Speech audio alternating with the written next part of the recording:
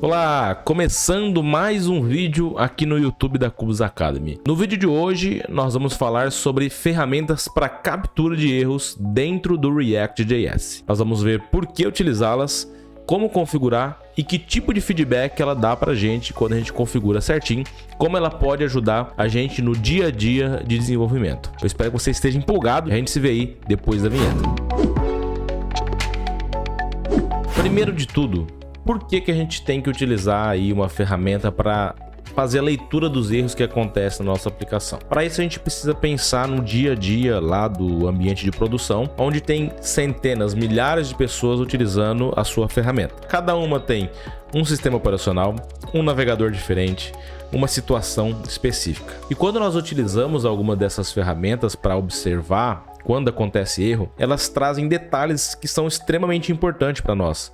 IP, localização, tipo de internet, também traz as informações do sistema operacional, qual que é o navegador, aonde aconteceu aquele erro, quando ela clicou, e mostra vários detalhes que são importantes para o programador front-end ali observar aonde que está acontecendo esse erro, se ele está se repetindo com frequência ou se ele foi um erro esporádico. Isso traz clareza, traz possibilidade de debug de uma aplicação, e ela se antecipa aos usuários terem que reclamar para você poder resolver aquele bug. Você consegue observar esses bugs acontecerem sem que você precise ficar aí sofrendo aquele bombardeamento de reclamações. Então, quando você se antecipa, você resolve os problemas e a sua aplicação fica muito mais robusta e muito mais confiável. Então, existem várias alternativas de ferramentas que você pode utilizar. Eu vou trazer a configuração de duas, que é bem simples, e você vai ver que você pode já começar a trabalhar sem pagar nada por essas ferramentas. Vamos lá então para a tela do computador. Bom, a gente vai trabalhar aí com duas ferramentas, tá? Deixa eu trazer elas para a tela do meu navegador. Uma chama-se Sentry,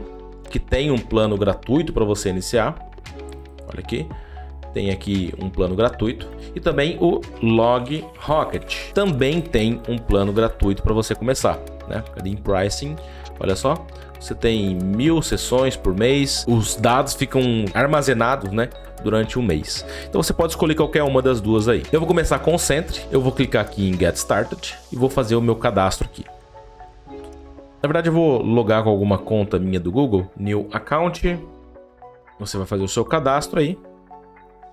Vamos esperar um pouquinho. Prontinho, ele já vai cair numa tela como essa daqui. Você vai clicar aqui em Start. Lembrando que esses sites mudam com frequência as suas interfaces e tudo mais. Então é importante você tentar se achar se essa aqui mudar um pouco a aparência, tá? Basicamente você tem que seguir uma sequência, criar a conta e selecionar qual biblioteca ou framework que você está utilizando. E o legal do Sentry é que você tem possibilidade de trabalhar com React Native, Ruby, Rails, Fast API, Django, Vue, Node, muita coisa, né? Nós vamos selecionar aqui o React.js. Configure SDK. Ele fala para a gente criar, instalar esse código dentro da nossa aplicação. Então eu vou copiar esse código aqui, vou aqui no meu terminal e vou criar uma nova aplicação React utilizando o Vite. npm create Vite.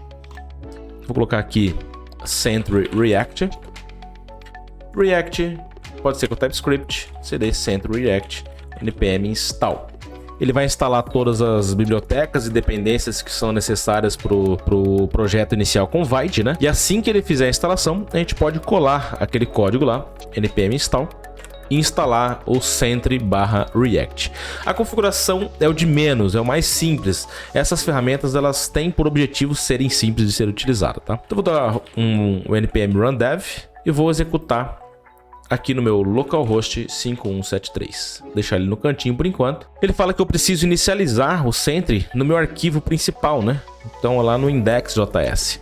E aqui no caso do Sentry, ou melhor, no caso do Vite, vai ser lá no nosso arquivo main.txt. Então eu simplesmente vou colocar aqui. Ele tá dando erro no Sentry ali.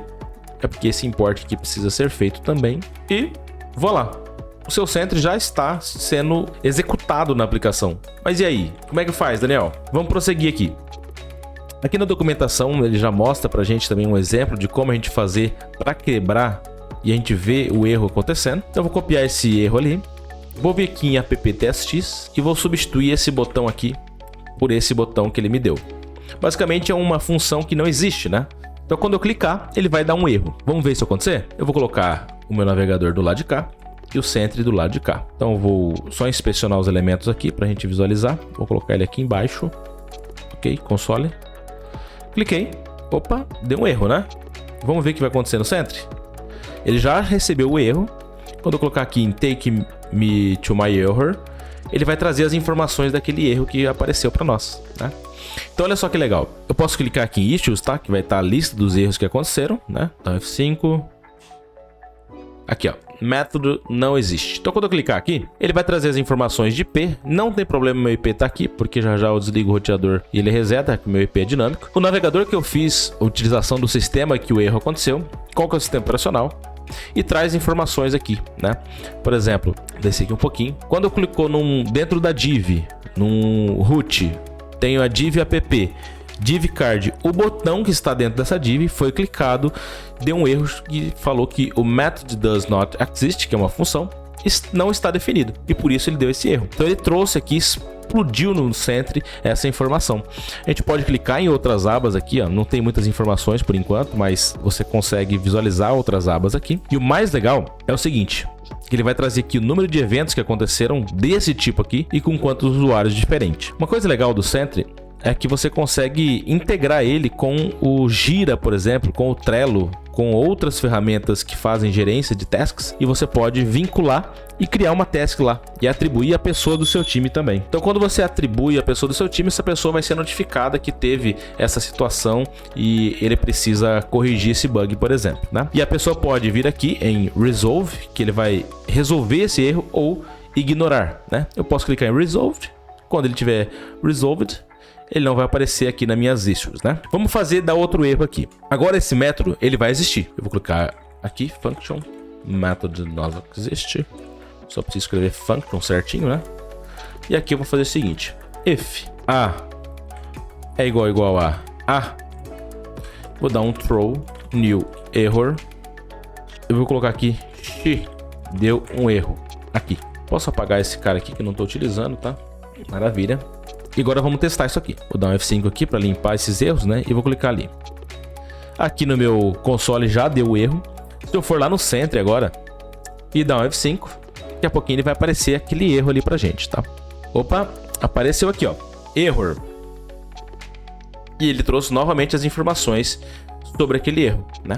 Você pode clicar aqui, ó, e ver quando aconteceu esse erro. Ele encripta algumas partes da tela, né? Mas basicamente, ó, tem as duas imagens e um botão. E você pode simplesmente ver que esse erro aconteceu quando o usuário clicou no botão.